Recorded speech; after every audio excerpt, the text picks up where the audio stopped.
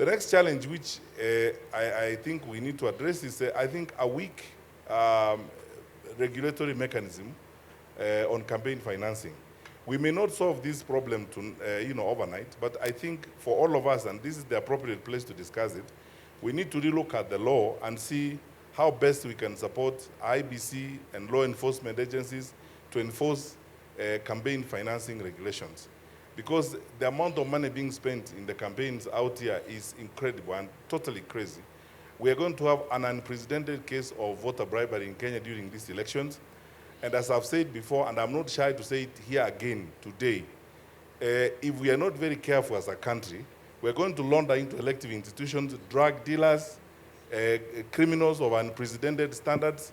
They are all going to be in our elective institutions.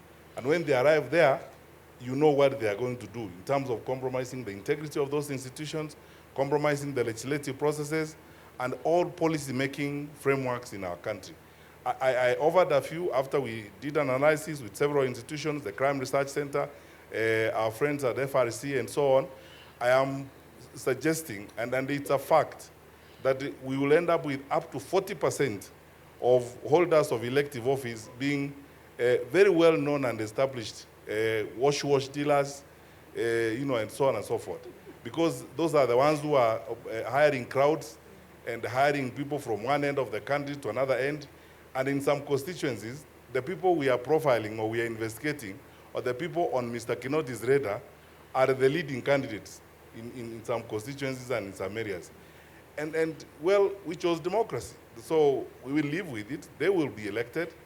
And then we'll face the consequences. But I think if we had a better framework of regulating campaign financing in our country, we would probably find it easier to deal with these issues. Frankly, I don't think this is a matter we can blame the IBC as some people try to do.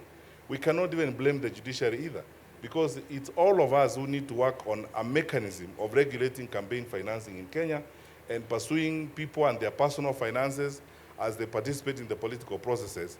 And that is how we are going to clean up the place. It is not going to be solved through the judiciary. It's not going to be solved through IBC.